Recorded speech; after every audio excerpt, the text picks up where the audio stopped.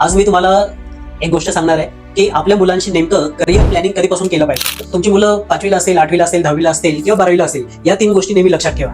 Number 1 की तुमच्या मुलांचे स्ट्रेंथ्स आणि स्किल्स आणि पॅशन नेमकं कशामध्ये हे आयडेंटिफाय करायला शिका. त्यांना कुठल्या गोष्टींमध्ये नॅचरली इंटरेस्ट येतो आणि कुठल्या गोष्टींमध्ये पुश करावं लागतं त्या गोष्टी तुम्ही जाणून घ्या.